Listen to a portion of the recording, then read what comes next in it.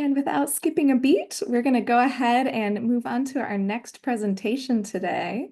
It is my pleasure to welcome our next presenter. We're joined by Lily Janiak, MA Theater Critic for the San Francisco Chronicle.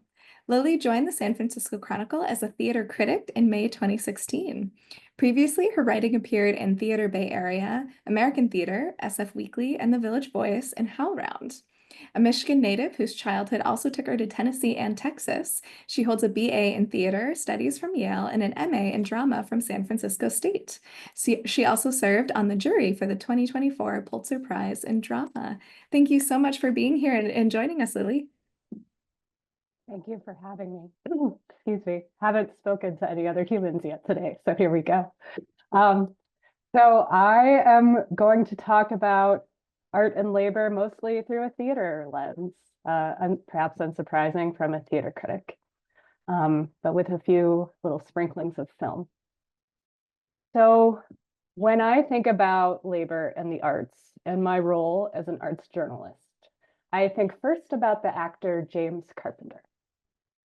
Striking and authoritative, versatile and sensitive, Jim is so ubiquitous on the Bay Area's most august stages that you can harbor the illusion that he is in every single show.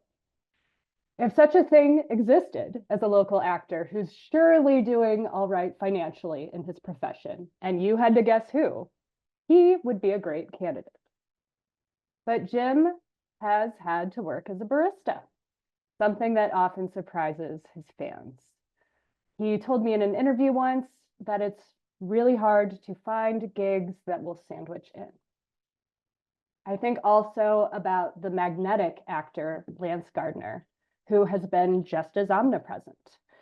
He told me that the most he ever made in a year as an actor, and this is when he was working all the time, achieving pretty much all you can achieve as a Bay Area actor, was just under $30,000, and he is a family man with kids. Multiple times he has left the profession to work as an EMT or for KQED, and he now leads Marin Theater in Mill Valley. And finally, speaking of Mill Valley, I think of Mill Valley screen actor Sandy Fish, who's had a recurring role in the Netflix series Sense8. At the height of the SAG-AFTRA strike in 2023, she told me she lives on less than $25,000 a year in an apartment with no kitchen and an outdoor shower, and that as part of her rental agreement, she has to wash her landlady's dishes. As an arts journalist, I cover these stories first because I think most readers have no idea just how threadbare even our top artists' existence is. I seek not to romanticize artists' poverty, but to help spark a reckoning with the ceiling we've built over how much artists can achieve financially. As a theater-going public, we feel entitled to shows that don't charge Broadway ticket prices. We feel there ought to be robust, interesting plays and musicals in our communities that we can see for less than $50. That same public, though, doesn't feel that artists are entitled to a living wage. When I write a story whose subtext is that artwork is real work and must be compensated accordingly, readers send me straw man responses, writing things like, "So if I make a finger painting, I should get an hourly wage? Come on." The essential difficulty, I think, is that our industry is many other people's hobby. While few lay bricks, file tax returns, or clean toilets as a pastime, many people do write or play music or paint for fun. And we have not done a good job articulating what it is that makes some artwork work, professional, payable, and what makes other artwork leisure. As Rob Reddy, co-founder of the now defunct company Piano Fight, once told me, just because you and your friends do improv together in a theater for a few audience members doesn't mean you should get paid for that. Actors who aren't in musicals, I believe, face an additional difficulty. Audience members can imagine the level of training it takes to play in a symphony, tap dance in a chorus line, or paint like Amy Sherrill. But good actors often conceal the difficulty of their craft as part of their craft. They look like they're just talking and being like everyday people. All this was true before the pandemic, and now the situation for artists in the Bay Area is even worse.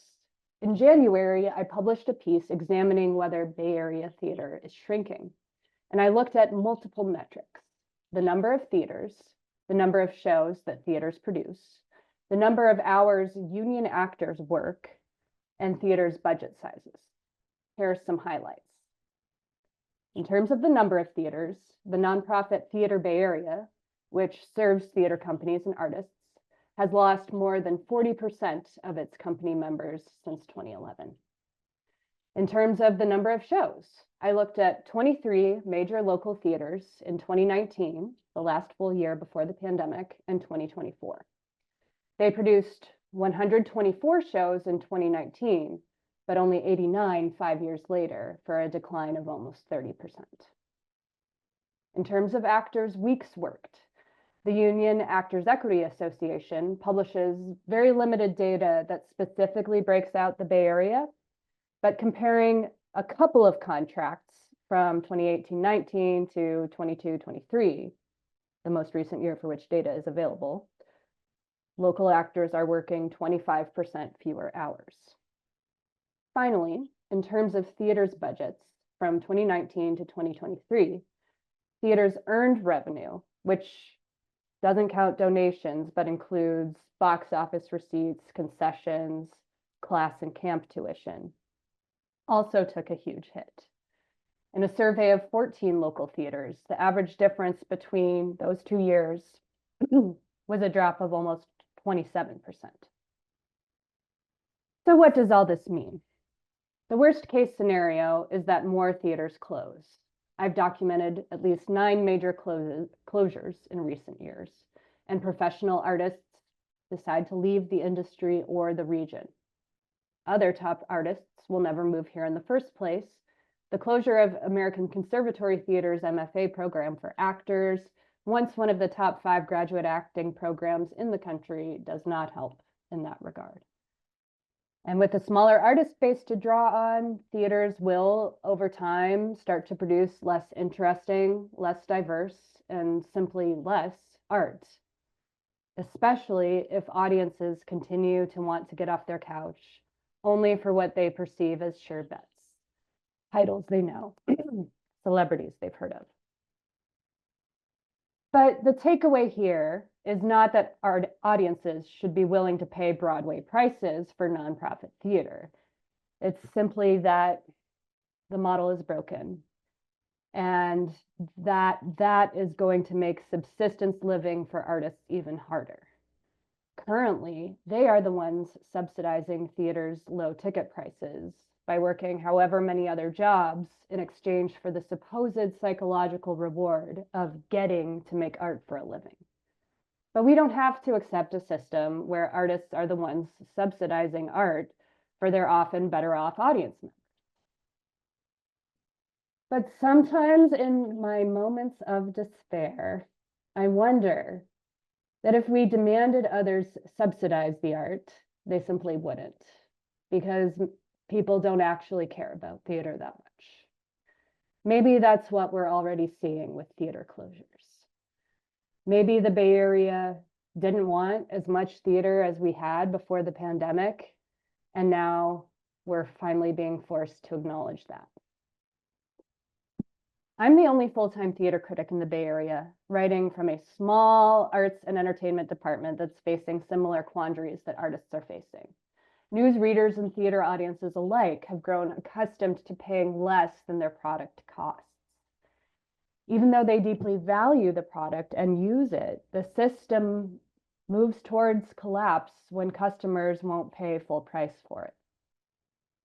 But I promise not to be all doom and gloom, because there are other times when I see shows at teeny tiny theaters Golden Thread Productions, Theater Lunatico, Oakland Theater Project, The Imaginists, that fire on every cylinder. And I know what my own job is: to describe the project in such a way that readers realize, oh, hey, no, I couldn't just roll out of bed and do this. These are highly trained professionals working at the top of their game, the artist equivalents of Cal professors, Stanford doctors, and startup founders, and they deserve a living wage. That's my task. And I hope the subtext of pretty much every article I write says, hey, reader, that joy and awe you feel at a show, instead of thinking how much fun it must be to be an artist, try channeling that same reaction into appreciating the craft, expertise, and professionalism it must have taken to make you feel that way. Thank you.